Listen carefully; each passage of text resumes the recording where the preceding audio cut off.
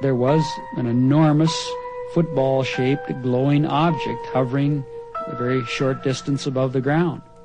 It got bigger and bigger and bigger, and the next thing we knew, it was right over us, you know. And the light was so bright, you know, and then it stopped at treetop level. I thought it was doomsday. I really did. I didn't know what to expect after seeing two more in the field across from my house. I didn't know if it was an invasion or what. A hatch opened up from the underside of the craft. A tube came down, and a platform slid down. So this being comes down and walks over to the front of the patrol car. They were bald, no hair, no eyebrows, no eyelashes, and no earlobes, no ear, you know, we could say.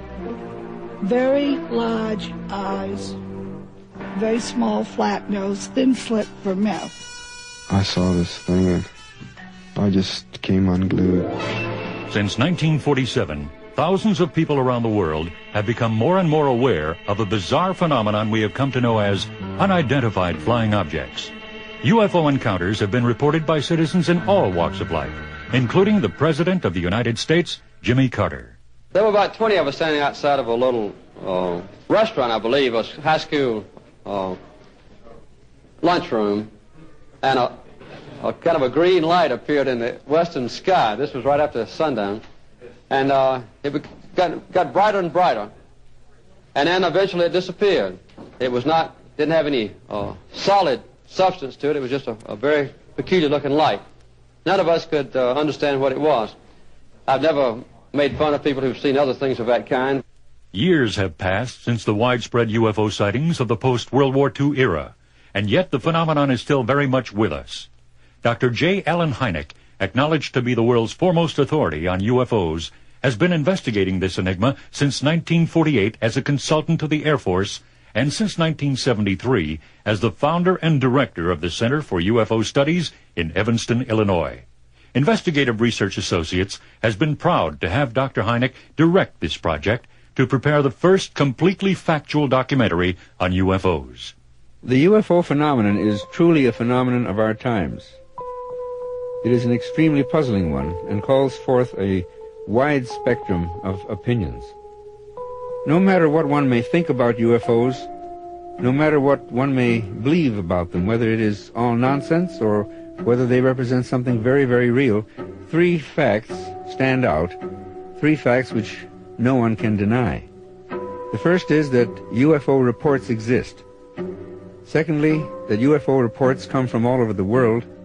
And the third is that many are made by highly responsible people, often scientifically trained. We scientists have no positive proof yet of the origin or even of the reality of these strange reported craft, but we do know that the reports themselves are very real. To find the answer to this magnificent scientific puzzle, the UFO phenomenon, we need to approach it with a truly open mind so we can explore all possible avenues of explanation. This record will allow you to hear the actual witnesses describe their UFO encounters, to listen to the experts give their opinions, and to explain their hypotheses, and to allow you to make your own decision. In the final analysis, you must be the judge. Are we alone? UFO sightings can be traced to biblical times, at least according to some interpretations of the writings of the prophet Ezekiel and his flying wheel. Ancient cave drawings of strange flying craft have been discovered by archaeologists. Rumors and legends of UFOs persisted throughout the Middle Ages, and the famous 18th century poet Goethe even included a report of his personal UFO sighting in his autobiography. Waves of UFO sightings were reported in the press during the latter 19th and early 20th centuries, but few have taken the phenomenon seriously. The first official United States investigation of UFOs began in 1943, when World War II pilots began relating tales of fiery objects in the night sky, moving at tremendous speeds, even pacing their own aircraft for miles. Military flyers in the European theater termed them Foo Fighters, Foo being the French word for fire. Now retired Air Force Major Paul Duich describes an encounter his crew had over Japan. The particular one that my crew saw was an orange-red color, and it paced our aircraft for miles and miles off the left horizontal stabilizer. We don't know how far off. It's very difficult to determine. This was a night raid. Everything was blackness all around us, except the fires burning down below. And we were on a bomb run into Sasebo, Japan. And so the top gunner, who had control of all the guns in the back of this B-29 bomber, fired a burst. The tracers were seen to go directly toward it, but nothing happened. And then after a short period of time, this thing detached itself from the position it held and made a kind of a diving, sweeping movement, which took it under our aircraft and off to the right and forward so that we up front could see it. And it's at that time that I saw it. And it was just a big blob of, in terms today, we'd probably call it ionized gas. It ran shivers up and down our spines. We thought it was a Japanese secret device, probably developed by the Germans. And I might add that the fellows over in the European theater thought it was a German device, and the Germans thought it was an Allied secret weapon, and everybody thought it was somebody else's. No one knew what it was. Post-war conferences confirmed the mystery of the Foo Fighters. They were no one's secret weapon. The first of several waves of UFO sightings by the general public began in Sweden during the summer of 1946. On June 24, 1947, an experienced search and rescue pilot named Kenneth Arnold took off from a small airstrip in Chehalis, Washington, on a search for the wreckage of a missing C-46 military transport plane said to have gone down in the rough terrain of Mount Rainier with 32 Marines on board. I had reached the altitude of about 9,200 feet when a very brilliant flash lit the sky around me and actually lit up the airplane that I was flying. And I could see way off to the right, coming in the vicinity of Mount Baker, a whole chain-like string of aircraft coming at a tremendous speed. I could see plainly that they didn't have any tails. I had never seen aircraft of that kind. And I made a quick judgment that they must be approximately 100 foot in their wingspan. And the first unit or first craft flew at a higher altitude than the last. And of course this is completely reversed from our normal flight patterns. I had a good fix with Mount Adams, and I thought I'd try to clock their speed between Mount Rainier and Mount Adams. Pretty soon they approached Mount Adams. I got a good look at them. One particularly, the second from the last one, seemed a little larger and had a definite wraith-like shape, though, however, when they were flashing and flipping, they seemed circular. But as they left the southernmost ridge of Mount Adams, I looked at my sweep second hand, and they had covered that distance, which is approximately 50 miles, in 1 minute and 42 seconds. Arnold calculated the speed of the craft at an astounding 1,700 miles per hour. He abandoned his search for the military wreckage and flew on to Pendleton, Oregon, where he reported what he had seen to the Air Force. Arnold didn't think the objects he had seen were extraterrestrial craft, despite press accounts which labeled them as such. Ironically, however, it was Arnold himself who was responsible for the development of the two words which are still used to describe the phenomenon. Bill Brichette, who was a United Press reporter, he asked me, he said, well, how did they fly? And so I told him, I says, well, they flew very erratically, like boats on rough water, or I said, they would skip and sail and give off these flashes. And I said, or they could fly, I could say maybe you take a saucer and you skip it across the water, and it's erratic. And this is how the name Flying Saucer was born. However, I did not say they were saucer-shaped.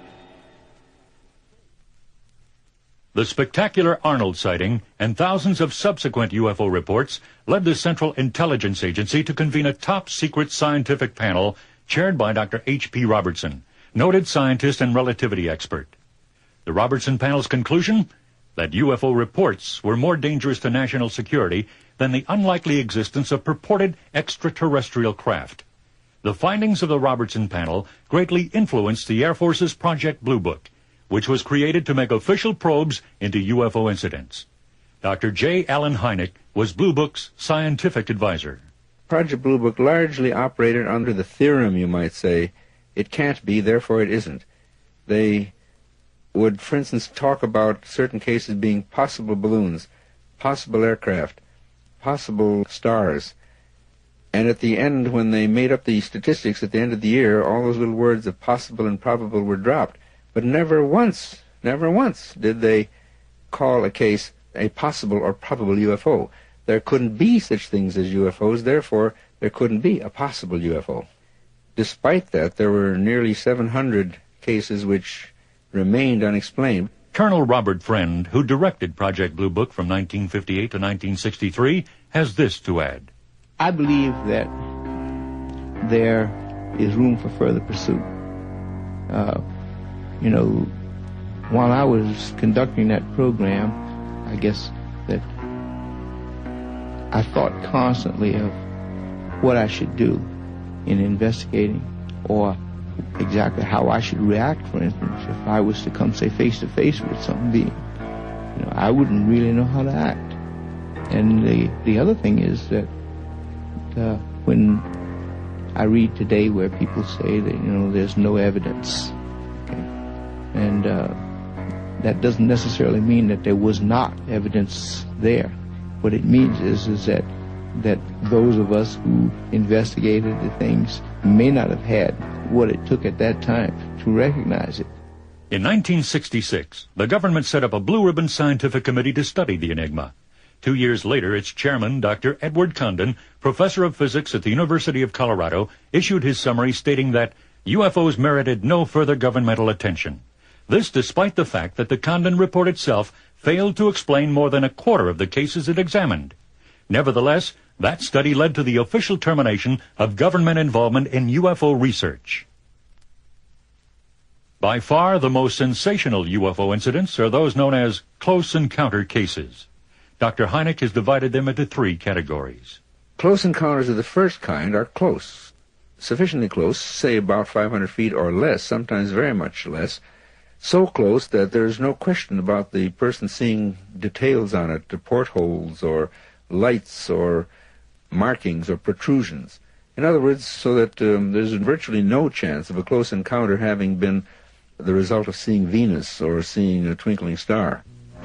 On a clear, warm summer night, just north of Los Angeles, in the small community of Simi Valley, California, police officer Melvin Stewart was casually patrolling in his cruiser. It was Saturday evening, August 13th, 1977. The sun had just dipped below the horizon when Officer Stewart's attention was caught by a strange light in the still darkening sky. I was on patrol, working as a plainclothes unit, which is a non-marked car. And about 9 o'clock, or around about that time, I observed what appeared to be an aircraft having problems coming towards me. I was driving eastbound on Los Angeles Avenue, and I observed what appeared to be an aircraft having problems dropping fiery, like molten metal or whatever from it, and the molten metal was dissipating, the heat was dissipating before it hit the ground. There was a lot of light coming from, almost like an aircraft landing light. I didn't see any marking lights on it, but just a bright light and then this orangey flame. And then it lost sight of it, as if it crashed. And I put a broadcast out to the possible aircraft down in the area of the Simi Valley Airport. We checked the area and found nothing. Almost simultaneously, Simi Valley Administrative Assistant Bob Hunt was driving in his car. We were coming home from dinner over in the San Fernando Valley and coming on the Simi Valley Freeway and reached the crest, which is the county line right at the top, and noticed what I thought to be an airplane in the top left-hand corner of the windshield. Had blue and red lights, which was pretty common for an aircraft, and I really didn't pay all that much attention to it, feeling that it was that, and was continue the conversation with the people I had in the car. And as it reached about the middle of what was our windshield, I noticed that it dropped dramatically. Now, I can't really say how far it dropped, but I know it went from approximately the top of the windshield to the bottom of it in a matter of, well, faster than you could blink an eye. And at the bottom, when it dropped like it did, it suddenly did an unusual loop at the bottom. And that obviously, coupled with the drop, caught my attention. It seemed to hover for a matter of maybe 1 or 2 seconds, and then was out of sight within 2 or 3 seconds, which was a lot faster than it had been traveling originally. And that right there made me cause to stop and think perhaps it was not an aircraft after all. Nearly an hour later, 2 police cars were dispatched to investigate reports of an unusual object hovering less than 200 feet over the intersection of Los Angeles Avenue and Airedale Street.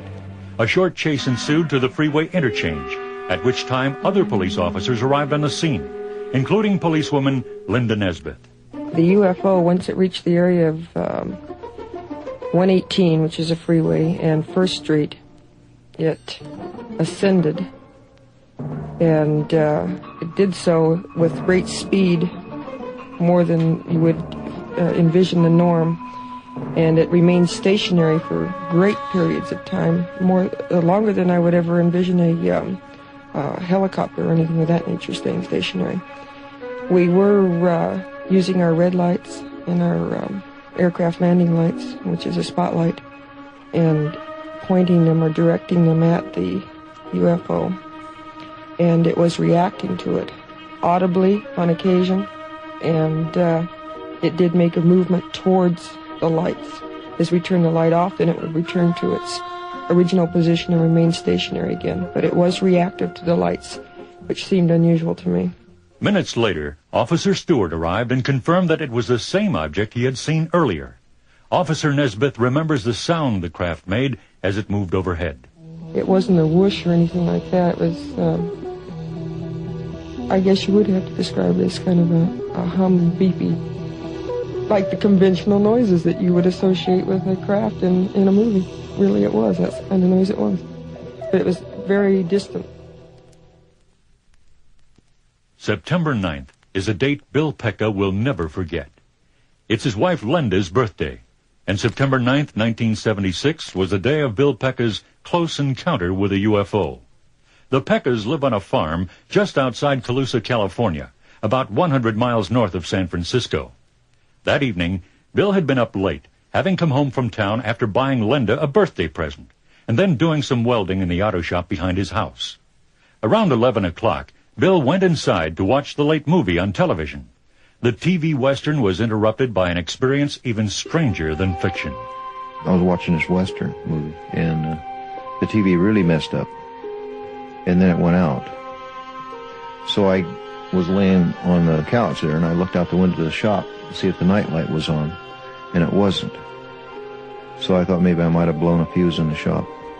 So I was going to just go out and check things out until I went out the door, and I felt quite a bit of electrical shock, a tingle.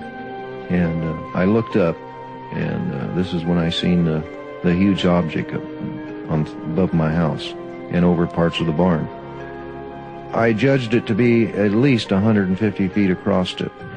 It was saucer-shaped with a high dome. It was very shiny underneath. It was a porcelain-type finish. And I was getting a tremendous shock all over my whole body. My hair was standing up, and I had electrical static feeling over my hair on my arms and my head. And as it moved out over the field, I could start seeing more portions of the top half, which was dome-shaped, and concaves on the side of the dome, sort of like a lemon squeezer. And as it went out over the field very quietly, which was probably about 50 feet off the ground, I spotted 2 more in the distance on power lines. Apparently, to me, that looked like they were absorbing electricity of some way, because there was brilliant red lights with a purplish light in the center of it, a jerky sort of light coming back. Looked like it was going back to the ship, like they were drawing energy from the power lines. I thought it was doomsday. I really did. I didn't know what to expect after seeing 2 more in the field across from my house. I didn't know if it was an invasion or what. When the object slowly moved away, Peecha raced back into the house to wake his family, hoping to get them away before it came back. Linda Peecha tells of the frantic activities that followed. He was standing at the doorway screaming at me to get up. We got to get out of here. It's going to get us. And so I got up and I came down the hallway. The window shade was down. He pulled it back and he told me to look. And I looked out there and it was pitch black when I first looked.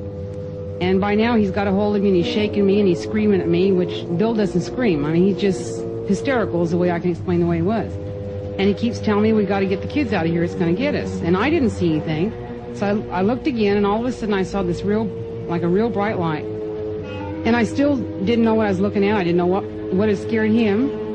But after looking at the way he was and looking at what I saw, I knew I better listen to him. So I went down the hallway and grabbed my daughter. And I came back to the hallway and went out the front door. And he had grabbed our son by then. And he got to the front door and I heard him, he hollered, "Oh my God, it's going to see us." The power came back on. And apparently the TV set came back on. Here, he's screaming it's going to get us. And he starts to pick up and he backs up. And when he puts in reverse, the lights come on, the backup lights. And he's screaming again, "Oh my God, it's going to see us." So he took off down the road, no headlights on. And the light, I don't know whether it was from the moon or whether it was from this thing or what it was, but it was, I mean, you could see where you're going without the headlights on. But still, it scared him. He had the pickup going as fast as it could go. So we got to the railroad tracks and he's screaming, "I got to get to Les's house." Les and Gill, Aaron, our friends of ours who, I don't know, maybe because they're the closest friends in that road, but he squealed in their driveway. And Gill was up. She told us later the power had gone off and her air conditioner was off. Gail Aaron, the Peecha's neighbor, picks up the story. Our puppy was new, and we'd only had him a couple of days, and he was crying, so I got up to feed him. And when I got up, then I noticed our clock was out. We have a clock radio. And then I tried all the lights, and they were all out. And I glanced out the windows and noticed everything was really dark. And about the time I got back in the kitchen, then I heard this pickup driving very fast. And I thought it was just some kid fooling around like they usually do.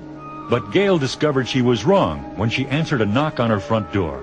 Bill Peecha was at the door and yelling to me to look up in the sky. And he was kind of hysterical. Anyway, I looked up in the sky and there was this large object, round, reminded me of a cup and saucer, with a cup upside down going through the sky, very bright light on the bottom. The whole top of it was, you couldn't see anything inside, but you could see the outline of the whole object. And it was going through the sky. Not really, it didn't seem to be going really fast. After a while, it just darted straight up in the air. Both couples watched the huge object for some time until it finally left, moving across the town of Colusa and then disappearing at a tremendous rate of speed. The electric power had been off for 9 minutes in Colusa and 2 other nearby areas that evening, and local utilities have still not been able to explain why.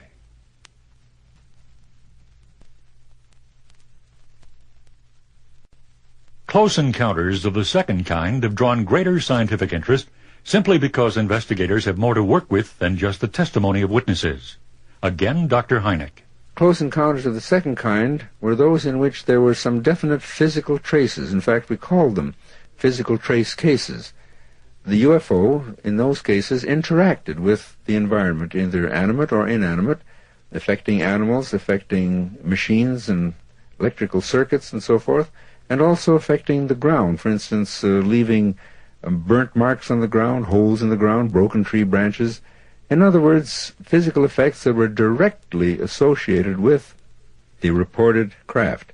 Ted Phillips is a veteran UFO investigator who specializes in sightings where some physical trace of the incident is left. Close encounters of the second kind. I think the physical trace landing cases give us the most direct approach to resolving the UFO problem, without question.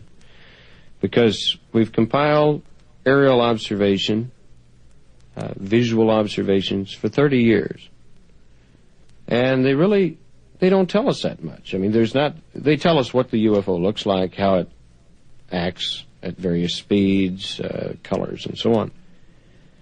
But what we need is something we can take into a laboratory. One of Phillips' most interesting cases occurred on June 28, 1973, outside Columbia, Missouri. Just after midnight, James Richards, an employee of the University of Missouri, and his 16-year-old daughter, Ann, were preparing for bed in their trailer home on an isolated country road. Richards' 3-year-old son, Jamie, woke up and began to cry. The events that followed so frightened the Richards that Ann still refuses to discuss them. But James Richards remembers. My daughter was going to the icebox refrigerator to get some milk for the baby. And she notices two bright lights, like spotlights. And then they converge into one big round ball, illuminate the whole area. With the trees swaying and, well, it almost blinded me because I couldn't look directly because it was too bright like an eclipse. That's why I took it, you see. So I looked at it on an angle, you might say, you see.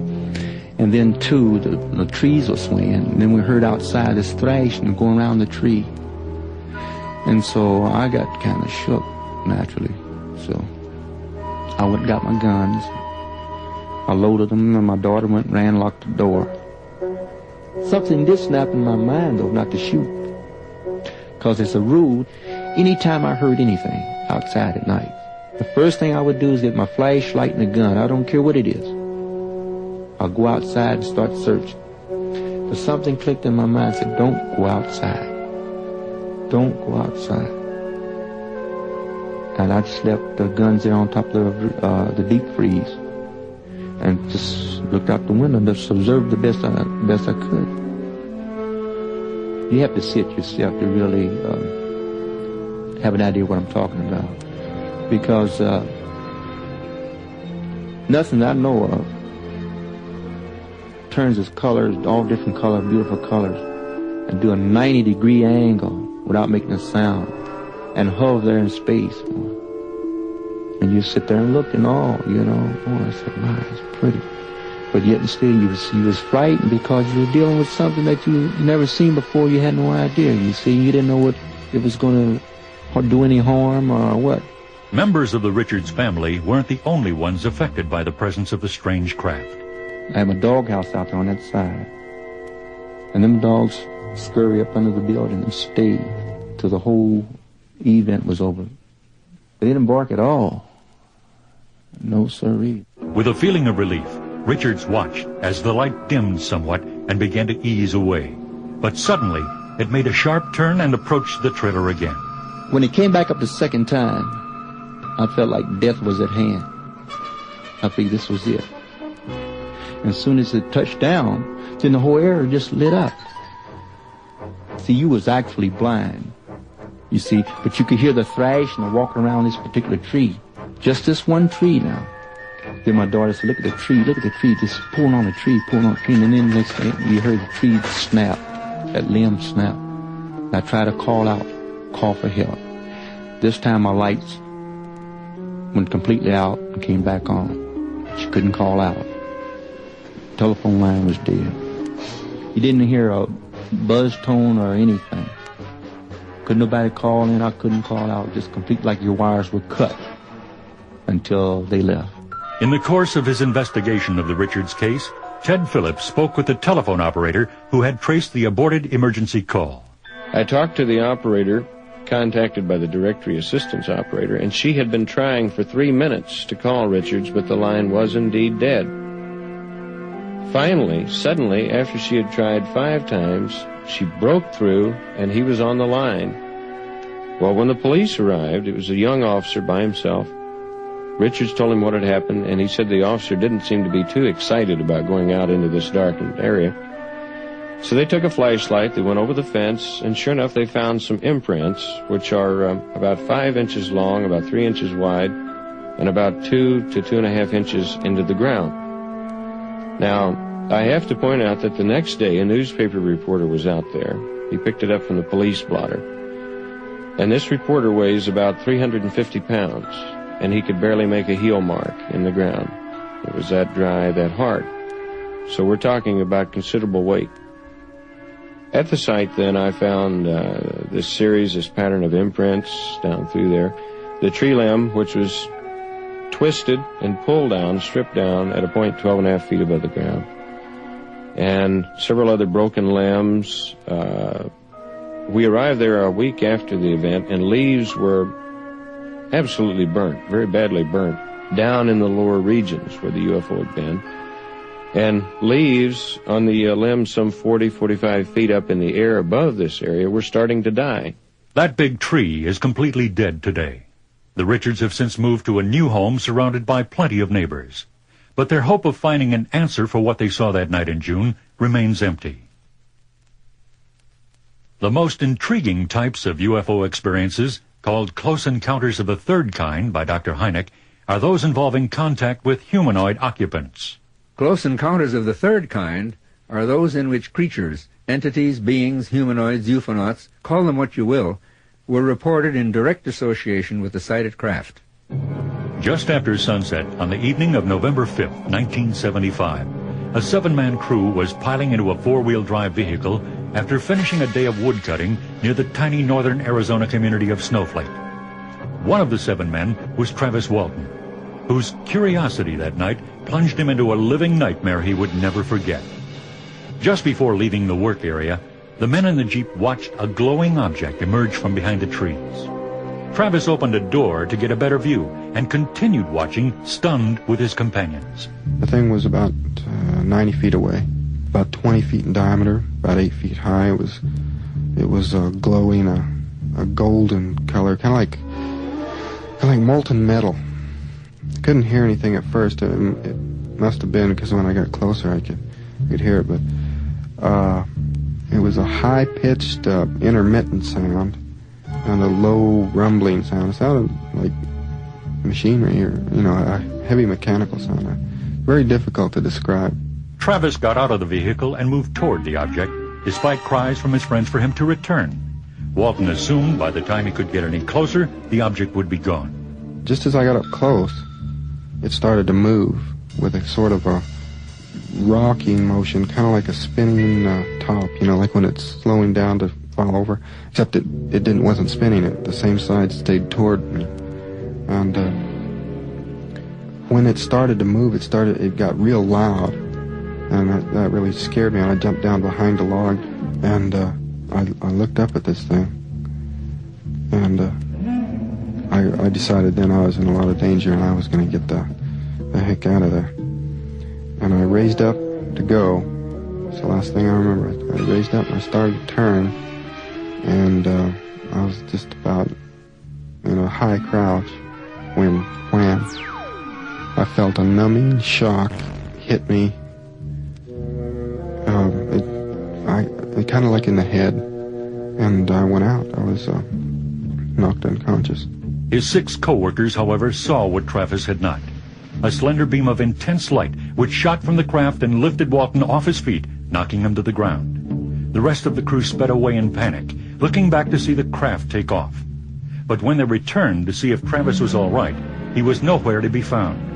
When Travis finally came to, he was weak, groggy, and in pain. Above him was a light. He assumed he was in a hospital bed, but as his blurred vision became clearer, he discovered he was wrong. I felt something pressing on my chest. My shirt and my jacket were pushed up, and there was this thing laying across it. It was about 4 or 5 inches thick. The thing extended down over my rib cage and down to my belt. And when I looked up and I saw this thing, it was gray. And I looked past the edge of it, and I saw something white. My eyes weren't focusing real good, and at first I thought it was a doctor, white mask and cap. But when I got to where I could see, I saw this thing, and I just came unglued. I looked around me, and there was 3 of them. I just panicked. I became hysterical. As his eyes became accustomed to the surroundings, Travis saw his captors in more detail. They were about 4 feet 10. Had very large heads, no hair on their heads, no eyebrows, no whiskers or anything like that. They had very large eyes. Those eyes are something that really bothered me worse than anything. The rest of their features were small. It was like small ears, small nose, small mouth, hardly any lips if they had any lips. I never saw them open their mouth. But they were wearing a long coverall type things. They were orangish tan. When I saw them, I struck out. I wasn't really blow. I was so weak, I pushed this one on my right, and he fell back into another one. They felt kind of marshmallowy, kind of like fat, you know. Whereas, you know, when you push against somebody with muscle, it feels differently. But they seemed light unexpectedly. And I jumped off the table there and staggered over into the corner. There was a bench across the wall, and I leaned there. I was really weak, and I was so scared, you know, I was shaking, and they started towards me, and I started just screaming at them, you know, telling them to keep away from me. And I reached over and I grabbed a thing off of the table. There was some bunch of things there, and there was a clear tube about maybe an inch in diameter, I don't know, 1.5 feet long. And I thought, it wasn't heavy like glass, and it was too light for a club, and so I wanted to defend myself, and so I hit it against the table to break it, you know, maybe get a sharp point, but it didn't break. But I lashed out at them with it, and I kept screaming. They only took a couple of steps, and they stopped. After the creatures departed, Travis left the room through the same door, but went down the hallway in the opposite direction. I came to a doorway on my right, and I went into this. I didn't go right in. I looked in, and it was a round room, a domed room, with a chair in the middle. And it was really funny about this room. It was really strange. It looked like, you know, I could see the walls and everything, the same as everything else in that place. It was all just this matte gray metal look. But when I went towards the chair, I didn't go towards the chair right away. I walked around towards the side because the chair was high-backed, and I was afraid that there might be one of those things sitting in that chair. So I went around there, and when I could see that there was nobody in the chair, I walked over to it. But the closer I got to the chair, the darker the room seemed. And I could start seeing points of light, like the stars. There was buttons there. And I did a stupid thing. I pushed some, you know, hoping to open the door or something. But when that didn't work, well, I got scared of doing that too, because it made the stars move. I turned, and there was a man standing in the doorway I came through. And this guy, I mean, he appeared human to me, you know, which was a big relief. And I ran up there and started asking him all kinds of questions, and he just smiled, kind of tolerant-like. And I assumed that maybe he couldn't hear me because he had that helmet on his head, a clear helmet. And so when he motioned for me, and he took me by the arm, I went with him. I assumed I was being rescued. Travis was led out of the craft and into a large hangar, where more human-like figures were present. He remembers their appearance this way. They'd pass, you know, on the street, but they had a strange thing to their eyes. They were a light color, a golden hazel, you know, and they had a resemblance to each other, like a family, but not identical. There was one of them that was a woman, I could tell, had longer hair and female shape. One of the men and the woman came over there, and they put me on the table, and they put a mask over my face, and I started to resist, and they held me on the table, and they put this mask on my face, and I reached up to pull it away, and before I could, everything went black. Meanwhile, the other members of the woodcutting crew had reported Walton missing. Local police organized a search party, but no trace of Walton was found. The next thing he remembered, Travis was lying on the side of a road outside Heber, Arizona, 12 miles from Snowflake. When I first regained consciousness, I was laying on the roadway, well, to the side of the road, more off than on. And my head was on my arm, and I saw a light, and I looked up in time to see it go off, which I think was either a light going off or a hatch closing, perhaps. Then I saw this object hovering there. It was a flattened sphere. I mean, it was shaped like a disc, but it was very shiny, chrome-like. I could see that reflecting everything around there, but not giving off any light. It was dark. And it was just there for a second, hovering about 4 feet off the ground. and then it just shot straight up. It was incredible how quick, without making a sound.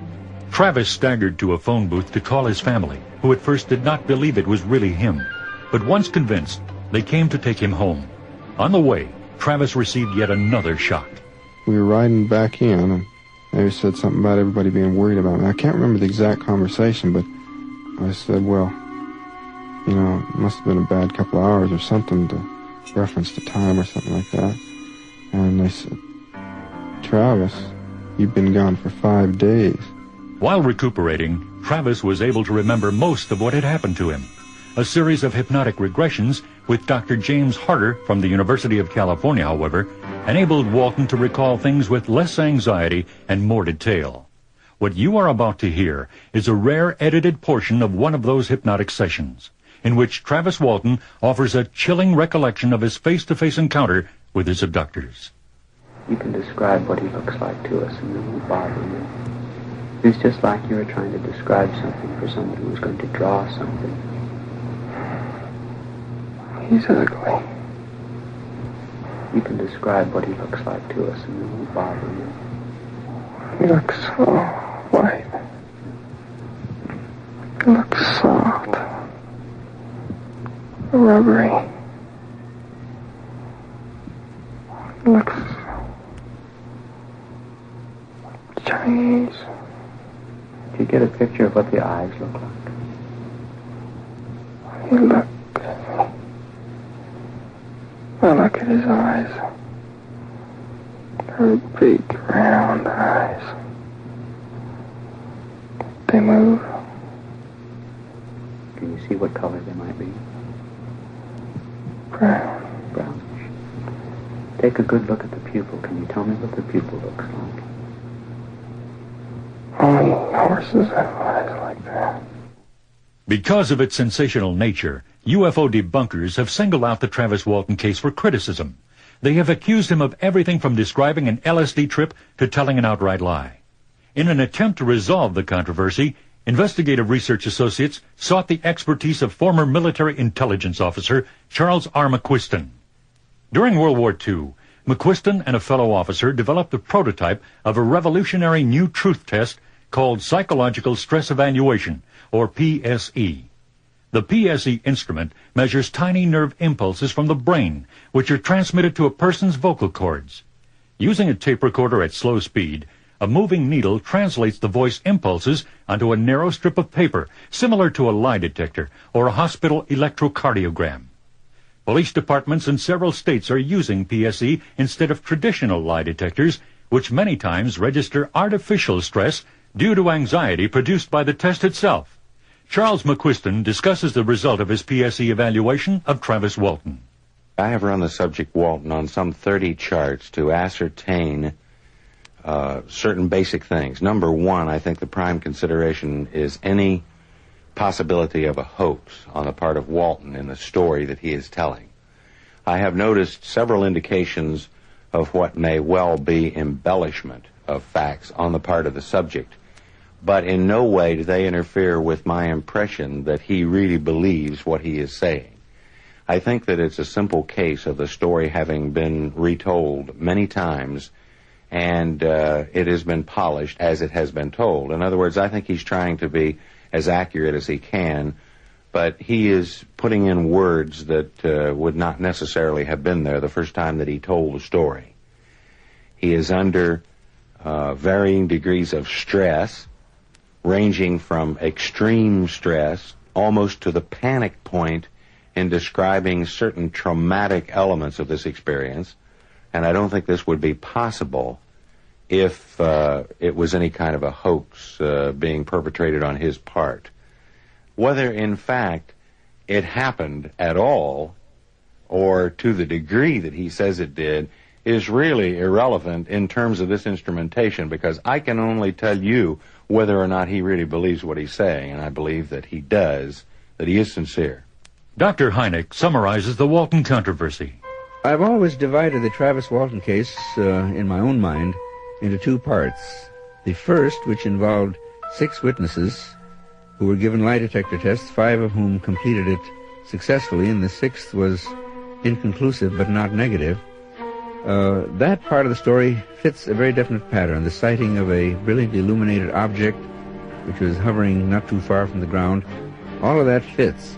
The second part, the actual abduction of Travis Walton, of course, we have only his word for this, but the story does hang together, and it is unusual in that the time lapse was so long, 5 days, whereas in most of the abduction cases, the time lapse and the time aboard, so to speak, is a matter of minutes or hours.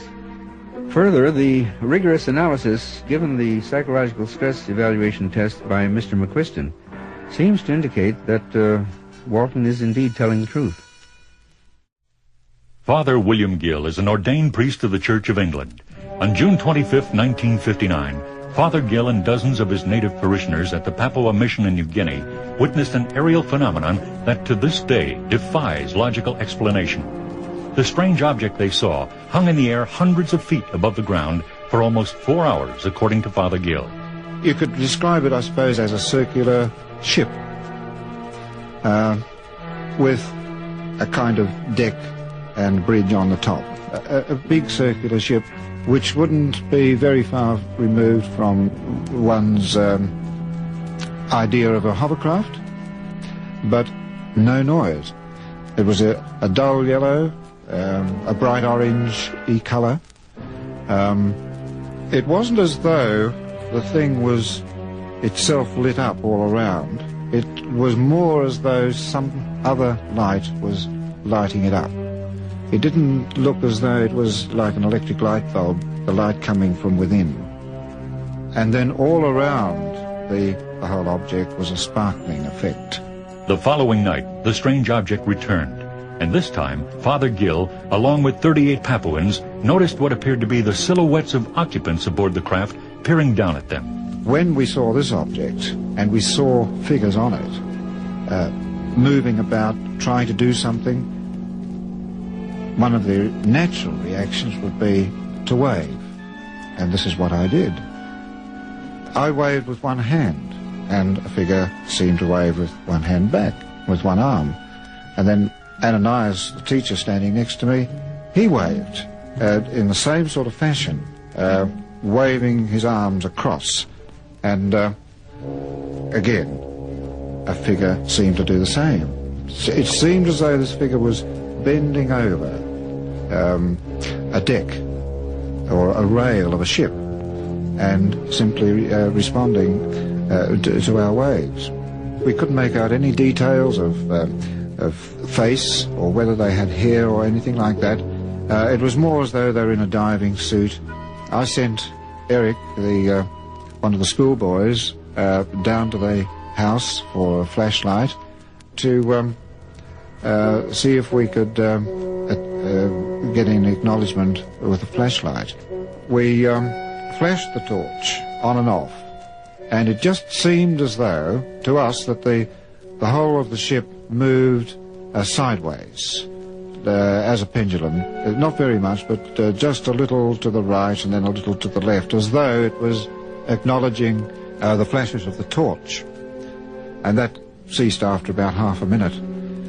The next major event was when we tried to encourage it to land. We beckoned, but it didn't, and the creatures on board seemed to lose all interest in us.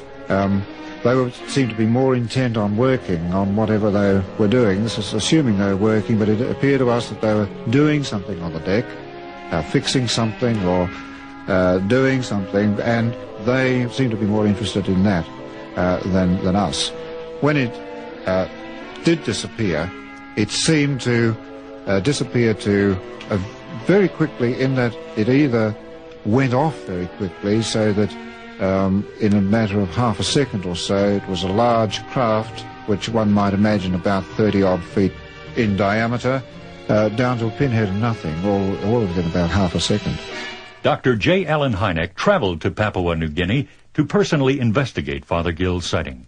I was successful in finding 6 of the original native witnesses who confirmed the story. I think one of the highlights of that whole event was the fact that Father Gill and the natives did not take it too seriously when it was happening. In fact, Father Gill told me when he was a guest at my home that he felt it might have been some strange new device of you Americans, as he put it. I thanked him for the compliment, but I assured him that we Americans did not have any device that could hover several hundred feet in the air silently and then take off at a rapid speed. 2:25 a.m., December 3rd, 1967. Ashland, Nebraska police officer Herbert Schirner radioed a call for help to the sheriff's dispatcher in the nearby community of Wahoo. 408 Wahoo, 408 Wahoo. There's an object in front of me with red flashing lights. I'm getting closer. The object is taking form. It's of a disc-shaped. 408 Wahoo. I need some help down here. I don't know what it is. It's moving over the left shoulder of the road. The sheriff's department never picked up another transmission from Schirner. And because the nearest patrol unit was at the opposite end of the county, Schirner was left alone at the intersection of Highways 6 and 63 to face the unknown. The radio went dead. There was a flash of white light came from the object that has moved to the left shoulder of the road, and it seemed as if the vehicle and myself were being pulled to the left shoulder of the highway. The next thing I remember, I was up on the embankment in the field, standing outside the patrol car by the driver's side, watching this large object, legs retract like a tripod, retracting. There was like a catwalk around the outside of the craft, which was spinning, and there was an orange reddish glow coming from beneath it, giving off a real brightness, whistling sound, and it seemed to just lift up and then shoot directly out of sight. As he compiled his official report of the incident, Schirner realized he could not account for almost 30 minutes of his time. After passing 4 state police lie detector tests, the missing time remained a mystery. Hypnosis provided the answer. When the flash of light came from the object, the vehicle was pulled with a force up the embankment where the craft landed. A hatch opened up from the underside of the craft. A tube came down, and a platform slid down. This I call a ladder. So this being comes down and walks over to the front of the patrol car with a black object in his hands. And it seems as he presses it, a green, flashy, like mist, sprays over the vehicle. I can't move, I can't do nothing, I'm just looking. Another being walks to the driver's side of the patrol car. My window was rolled about halfway down. The reason for that was to hear noises at nighttime when you're cruising real slow. He reached inside the window, and in his, I'd say his right hand, he had a shiny object he depressed against the side of my neck, which gave a tingling sensation down my neck, spine, into my legs. He opened up the vehicle door. I stepped out, and he says to me, "Are you the watchman of this town?" And I said, "Yes, sir, I am." And he says, "Watchman, come with me." Schirner described the aliens as almost human in appearance, recalling in particular the one he believed to be the leader. I would say that his flesh tone would look like a man who'd been out in the desert and really copper tone burned and shaven where it looked gray textured, you know. It would look like that. He had a very small mouth.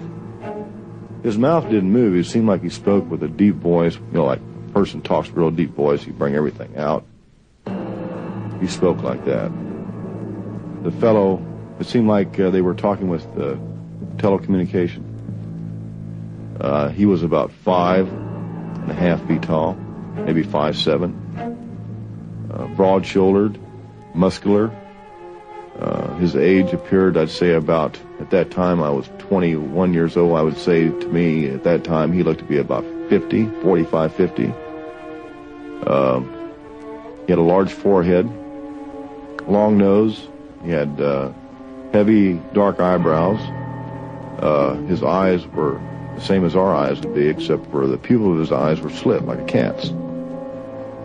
There was a hood covering his head like he had on a jumpsuit, and it was sort of a silverish grayish color. One side of his head was sort of like a lump, like a black box there with a small antenna sticking out of it. On the other side, you could see the form of the ear. He had on a black belt, black gloves, and black boots. And he seemed to have sort of like a holster, a black holster on the side of his hip, which I couldn't tell what was in it. And on his left side of his uniform was a diamond-shaped patch with a winged dragon on the patch. Each one of them had one.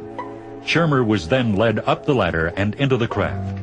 The first level of the craft that we were in was a large circular room with large, like 55-gallon drums, canisters all the way around this room, with like a brass cable weaved through the top. And in the center of the room was computers, a couple of platforms, and the overhead ceiling was a large cone-shaped object which was spinning, floating freely in the center of the room, giving off a sort of a very light reddish glow. And I said, "What is this?" And he said, "This is how our craft operates." And I says, "What do you mean?" He says, "By reversible electrical magnetism. One of the purposes for us landing here was to extract electricity from your power source." And he says, "Follow me." And we walked over, and out of one of the portholes, this one pressed some buttons, and a blue boat shot out to the pole. It seemed like for about 60 seconds. Then it came back again. The boat came back again, like for about 60 seconds. And then it quit. He was then taken to the craft's second level, which he estimated to have been at least 40 feet above the ground. There was a large, the same size as the other room, but all kinds of computers, charts, graphs. There was like a large screen. We walked directly over to that. As we were walking, I noted that there was another being opposite of him at a panel. And he pressed some buttons, and he showed a group of stars off in the distance, and said, "This is where we are from, a galaxy next to your galaxy." He watched me, he says, "One day, you yourself will see the universe as I have seen it." And told me that I would not speak wisely of what I've seen or what I heard when I left. And then he escorted me outside of the craft to my vehicle, where I turned and he touched my shoulder and I touched him, and then I knew that there was a real sensation there. He went back to his craft and took off. There had been a 5-minute power failure in Ashland, Nebraska that night. In addition, a charred power pole was found about 200 yards from the landing site. Its transformer burned out. 9 other people reported sighting a strange light in the sky that evening, but Herbert Schirner took the brunt from skeptics and debunkers.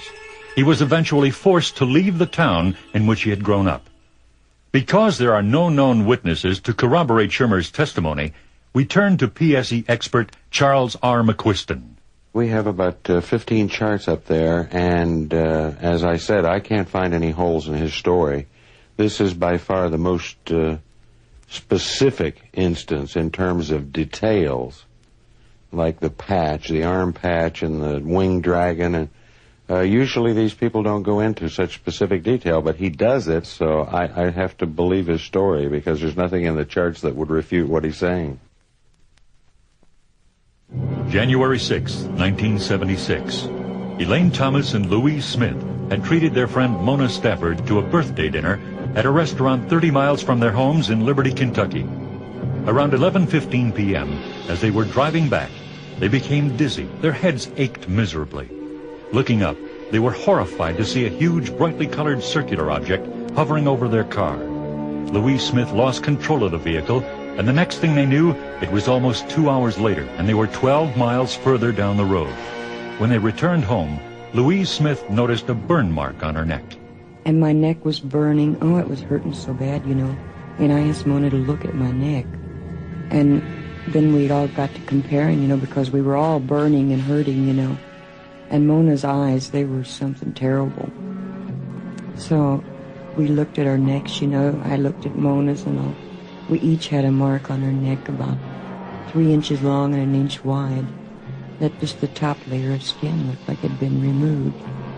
So I looked at my watch to see what time it was. And the minute hand was going as fast as the second hand should have been going. Completely malfunctioning. I picked up my alarm clock and it starts doing the same thing. Everything I touched went haywire, you know. And when I went into the bathroom and started to wash, I burned just like, well, it was almost like I was scalding myself, you know, from the heat. And so we did go to the doctor, and he told us that we definitely was exposed to something like radiation that could have been the reason for the burning, for the hurting in Mona's eyes, you know, and all of this. Dr. Leo Sprinkle, an associate professor of psychology at the University of Wyoming, heard about the experience and agreed to try hypnotic regression on the women to help them recall the time for which they could not account. Listen closely to this exclusive portion of Dr. Sprinkle's original hypnotic interview with Louise Smith, and note her anguish as she relives the experience. It was right over. It's right over you? Okay. Okay. What is it? Oh. It looks like it's going to crash. God, what is it? Didn't know what it was. It was really frightening. What happens now? I don't want to look at it no more. It's so frightening, it's hard to look at. Yeah.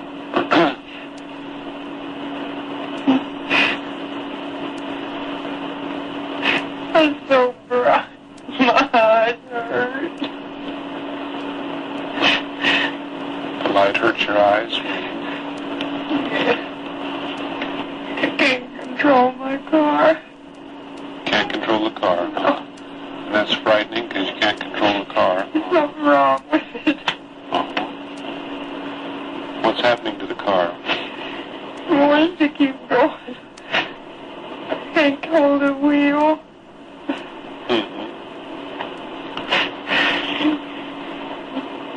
My Aunt Mona to help me. You want Mona to help you hold on to the wheel? But I don't have my foot on the gas. You have your foot off the gas pedal. It's not on there. And still the car's going. I'm going 85 miles an hour, Mona. So the car shows it's 85 miles an hour. What's wrong with my car? Can't understand. It's hard to understand. What is it? Oh, my head hurts. Leonard Stringfield, a former Air Force UFO investigator, now affiliated with the Mutual UFO Network, was present for several of the hypnotic sessions. The contortions and the crying that these women showed, during the hypnosis. And it would make a believer out of you. It took Dr. Sprinkle several tries at regression to extract the terrifying details of the missing minutes. Louise Smith ultimately remembered waking up on what seemed to be an operating table with strange creatures peering down at her. They were about 4 to 4.5 feet tall, and they wore a dark, tight-fitted suit and a hood. The hood was tight-fitted also, The only thing visible was the eyes. They were very huge and pointed more to the temple, not straight across like our eyes would be. There was an odor. It was almost like a mold.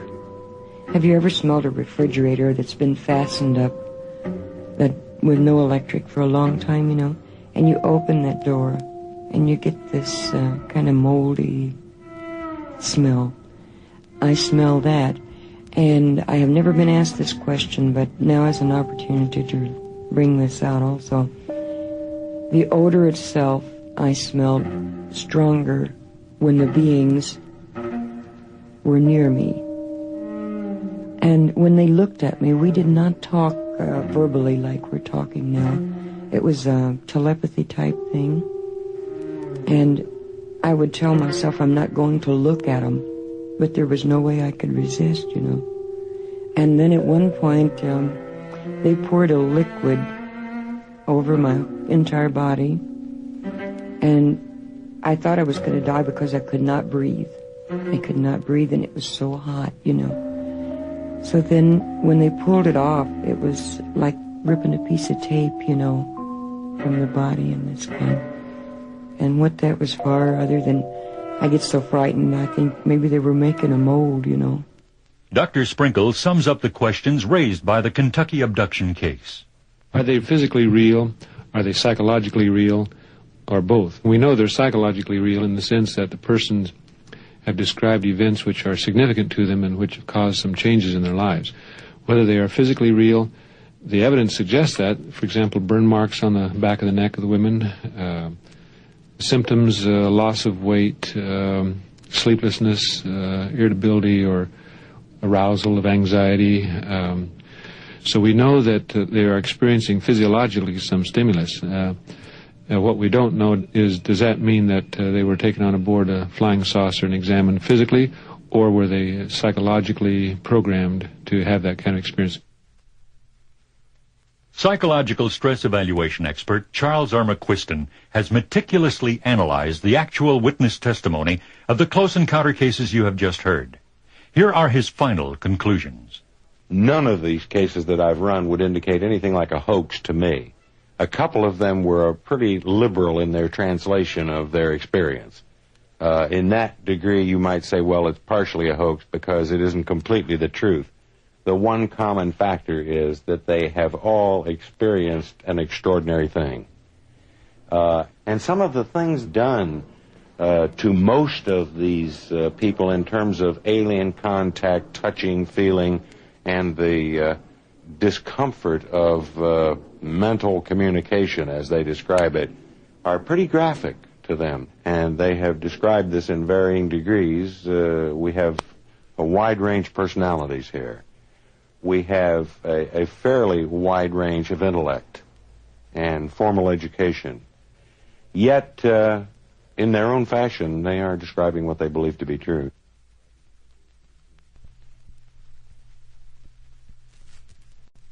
An incident which is perhaps one of the most widely publicized and well-known close encounter cases involved Betty Hill and her late husband Barney. The Hill case has become a classic example of alleged extraterrestrial contact with human beings because it contains elements which are still the subject of heated debate among UFO investigators all over the world. On the 19th of September, 1961, as Betty and Barney Hill were driving in the White Mountains of New Hampshire, they saw a distant point of light which seemed to move erratically. As it moved closer, the light became more intense, Betty Hill remembers. When we reached what is called the Indian Head area, this craft left the top of the mountain, came out of the highway, and stopped in midair. Barney took the binoculars and started out of the car in an attempt to identify the craft. And as he did this, he saw a group of figures standing in the windows looking down at him. One was saying to him, "Don't be afraid. Keep looking. Keep looking. Stay there. Don't be afraid. No harm's going to come to you, but stay there." And the craft started to descend. And Barney ran back to the car, saying we had to get out of there. They were going to capture us. And we took off speeding down the highway. There was a series of beeping sounds. That was all the Hills could remember about the incident when they finally arrived home, but they both had an uneasy feeling that there was something more. Months passed, but life was not the same for the Hills. Barney suffered recurring headaches. They were tense, upset, couldn't sleep. Finally, they took their troubles to a Boston psychiatrist, Benjamin Simon, who used hypnotic regression to discover the root cause of their distress. We relived where the ones on the craft were now on the ground, blocking so we couldn't drive. Barney put on the brakes, the car motor died. They separated, came up on each side, took us out, took us in a path through the woods, took us on board, gave us physical examinations. We were being kidnapped. Betty Hill remembers being able to offer a detailed description of her alien abductors. They were all shot. The leader, I would say, was my height, or just a little taller than I am, and I'm 5 foot. They all had dark uniforms. I shouldn't say uniform.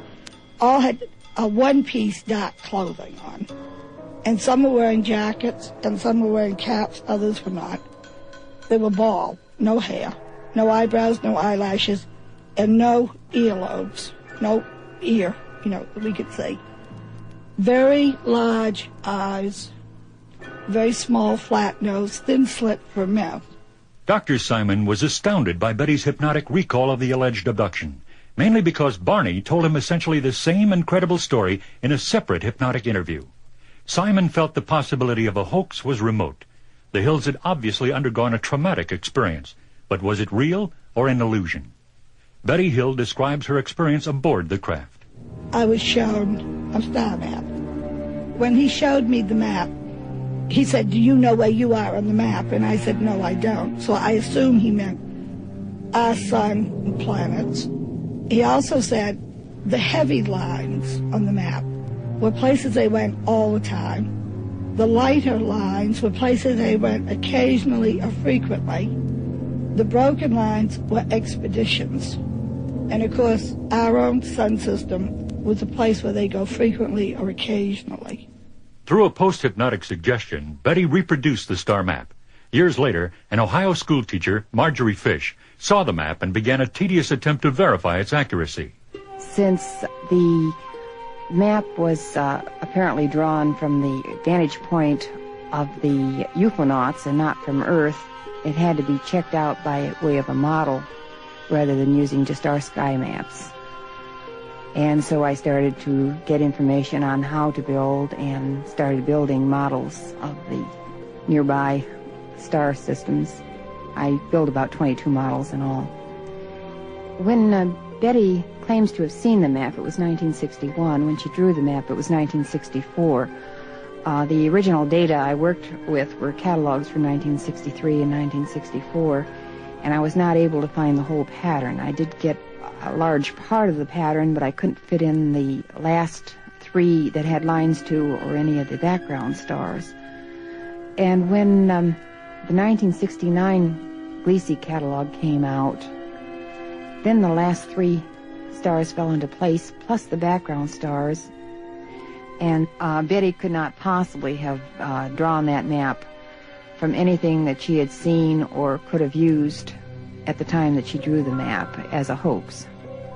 Also, she doesn't have the astronomy knowledge to do so. And again, it could not have been a hoax by anyone else on Earth at that time. According to Betty Hill's map, the lines representing what she called trade routes converged on a pair of stars known as Zeta 1 and Zeta 2 Reticuli. They are barely visible to the naked eye, and those living in the northern hemisphere can't see them at all. Their estimated distance from Earth is just over 37 light years. Stanton Friedman, physicist and noted UFO lecturer, says that according to Einstein's theory of relativity, 37 light years would be much shorter for those traveling aboard a craft than for those left behind.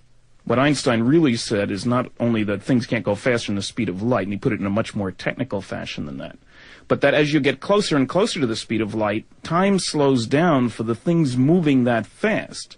So that, for example, at 99.9% of the speed of light, you could go a 37 light-year distance, forgetting the acceleration time for a moment, in 20 months pilot time. Now, if you really crank up the engine, put her in 6th gear or something, and go 99.99% of the speed of light, it would only take 6 months pilot time for a one-way trip of a distance of 37 light years. It's mind-boggling, sure, but it's real.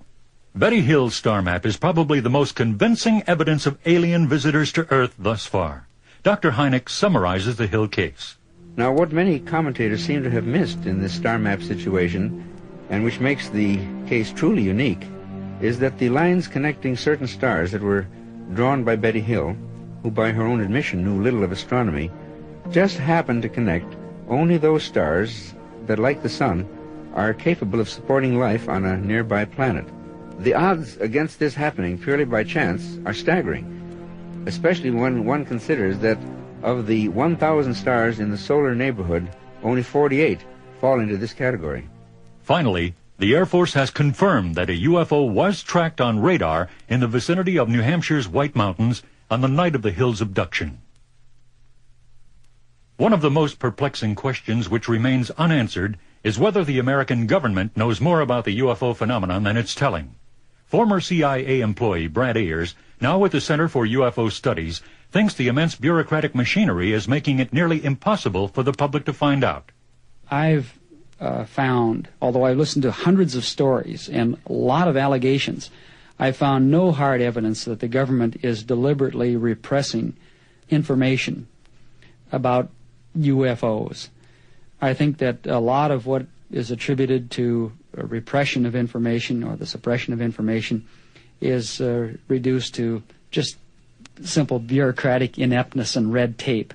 What about the possibility that there is indeed physical evidence of extraterrestrial visitations to Earth, perhaps locked away in the dark vaults of government secrecy?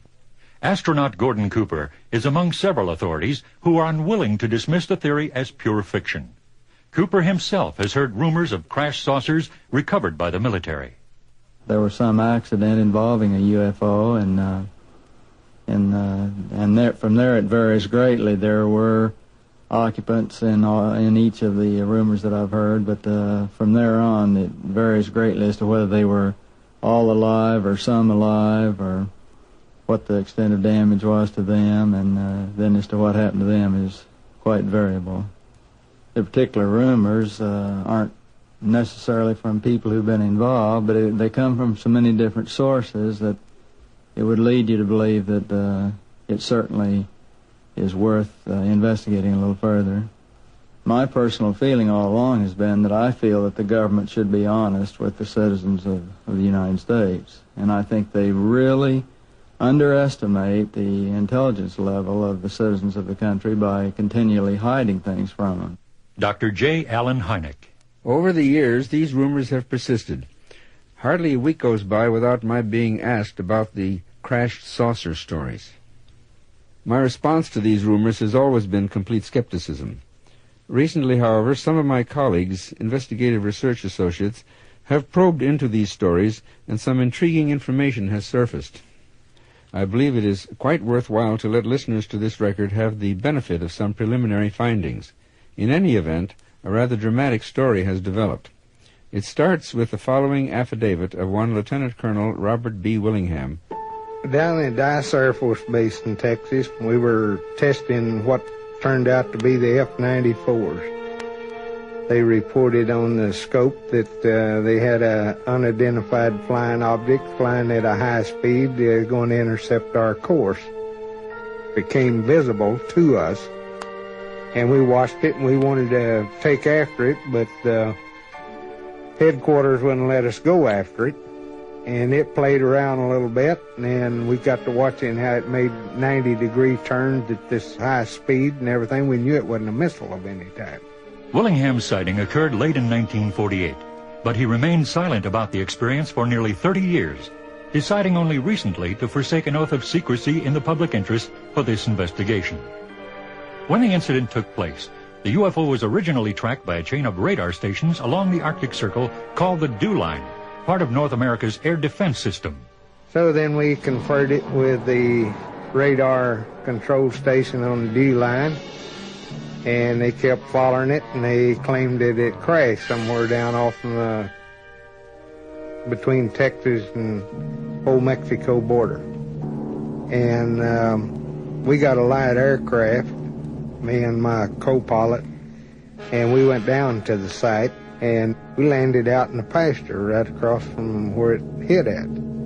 So we got over there, they told us to leave and everything else, and then the armed guards come out, and they started forming a line around the area. So on the way back, I seen a little piece of metal, so I picked it up and brought it back with me. There were two sand mounds that came down, and it looked to me like this thing crashed right in between them, but it went into the ground according to the way the people were acting around it. So we actually never did get right up to the site to see what had crashed. But you could see for, I'd say probably 300 to 500 feet where it had went across the sand, like in there. And it looked to me like, I guess, from the metal that we found, chunks of metal, that it either had a little explosion or it began to disintegrate or something caused this metal to come apart, you know. After they had left the crash site, Willingham and his co-pilot examined the piece of metal and found it to possess unusual qualities. It looked like it was something made because it was honeycombed. You know how you make metal for where it will cool faster? In a way, it looked like a magnesium steel, but it had a lot of carbon in it because I tried to heat it with a cutting torch and it just wouldn't melt. A cutting torch with acetylene and oxygen burns at anywhere from 32 to 3,800 degrees Fahrenheit. And it would make the metal hot, but it wouldn't even start to make it yield. Willingham took the material to a Marine Corps metallurgy lab in Hagerstown, Maryland for analysis. Several days later, he was told that the man he had contacted there had never worked for the lab and that no one else there knew anything about the piece of metal. Willingham adds this postscript. Well, at that time, all unidentified flying objects, anybody that reported one through the Air Force, had to be debriefed on it. Even the radar operators were debriefed on what they had followed on the screen. We were not to even discuss it among the pilots that had seen it, that had been on this mission. We weren't even discussing it among ourselves. We signed papers that we would not discuss it with nobody. Investigative Research Associates, with the help of former National Security Agency intelligence specialist Todd Zeckel, traced a former aide to an Army general who claimed to have been shown a crashed saucer, which was reportedly being stored and studied at a Virginia military installation in the mid-1960s. Herbert Coyer was a student at a southern university where the one-time general's aide is currently employed. Coyer remembers the incredible account related to him by the former aide in front of two other witnesses who have both confirmed that the conversation did indeed take place. The story began with a crash of a flying saucer, a small vessel approximately 12 to 13 feet across, in White Sands Proving Ground in New Mexico in 1951. Outside of the vessel, I found one small being in a spacesuit of sorts, approximately 3 to 3.5 feet tall. It was humanoid. The only main difference between them and us, aside from size, was larger eyes. The eyes were noticeably larger. They followed two sets of tracks approximately a mile beyond the ship and found two more beings also dead. These were taken to Langley Field in Virginia. He toured Langley, and as part of this tour they were shown this vessel, one other ship of the same size. They saw the three beings, one of which they had performed an autopsy on, and internally he said they were basically the same as human beings inside. It seems to stick in my mind that one of them was preserved. The vessel had a 1-foot discrepancy between the inner and outer wall that they could not account for. There were no moving parts, no controls of any kind inside the ship, just chairs back to back. And that was it. No means of control, no means of power they could find. And as of the time I heard the story, they had not been able to cut in any way the surface of the ship either. That astounding story, told to Coyer by the general's aide, remains unproven. But each conversation we had with the aide and other individuals allegedly involved directly with crash saucers had one common denominator, as Dr. Hynek explains. During the many conversations all of us had with the military officers said to have been involved in some way with the crashed saucer incident, they never directly confirmed their stories. But more significantly, each individual also refused to deny his involvement, even after having been given numerous opportunities to do so. Why couldn't they have gotten us off their backs simply by saying the rumors were not true? This they would not do, leading me to believe that these people are indeed fearful to speak candidly about their experiences, whatever they might have been. Crashed extraterrestrial spacecraft on Earth. recovered by American military officials, and currently in storage somewhere in the United States. Truth or fantasy? President Carter had this to say about the issue of public access to UFO information during the 1976 presidential campaign. I don't see any reason to keep information like that secret, but there may be some aspects of the UFO information that, with which I'm not familiar, that might be related to some secret experiments that we were doing that might involve our national security or new weapon systems. I certainly wouldn't release that. But if it was something removed from our national security, you know, in my opinion as president, I would go ahead and release it. I see nothing wrong with that. Meanwhile, investigative research associates and the Center for UFO Studies will continue to seek the final answer and would welcome any new information which will be held in the strictest confidence. You have now heard the evidence. The witnesses have stated their cases. Now, the experts draw their conclusions. Stanton Friedman represents one point of view. I'm convinced that the evidence is overwhelming that planet Earth is being visited by intelligently controlled vehicles from off the Earth. In other words, that some UFOs are somebody else's spacecraft. Let's face it, we've only had technology for a lousy 100 years. What if somebody got started just a tiny bit before we did on his technological kick? I mean, what the heck? We've increased our top speed for moving people around 1,000 times over what we could do just 100 years ago. We live in a system that's 5 billion years old, our solar system. So if a guy gets started just a tiny bit, what's that, 100 years? He could be 1,000 times faster than we are, using techniques about which we know nothing. Many experts feel that there is too little evidence to warrant jumping to that conclusion. Dr. Hynek explains one alternative theory, that we might be dealing with something from another dimension. One of the most intriguing aspects of UFO sightings is their apparent isolation in space and time.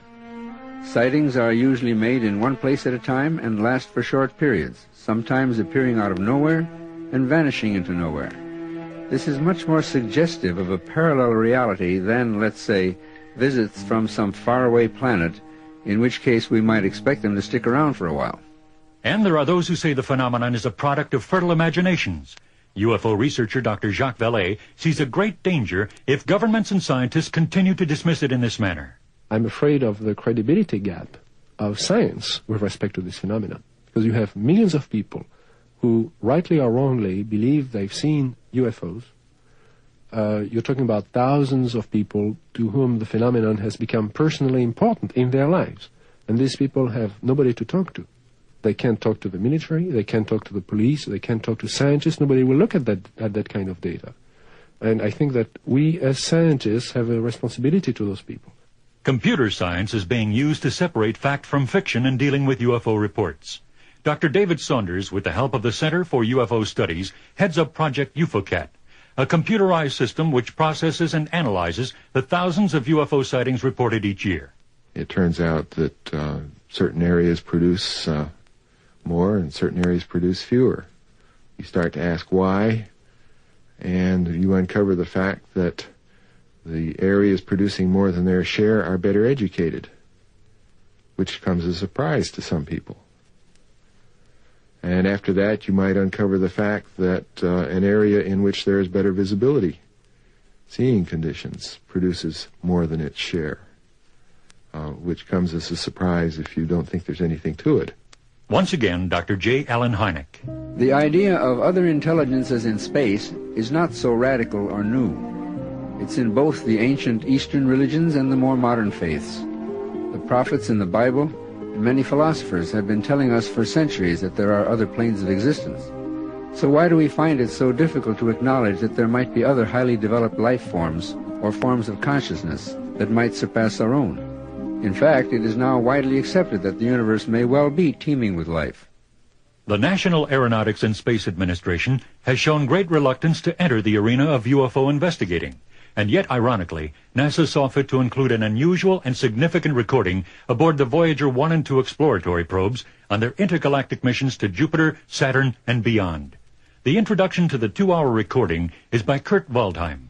As the Secretary General of the United Nations, an organization of 147 member states who represent almost all of the human inhabitants of the planet Earth, I send greetings on behalf of the people of our planet.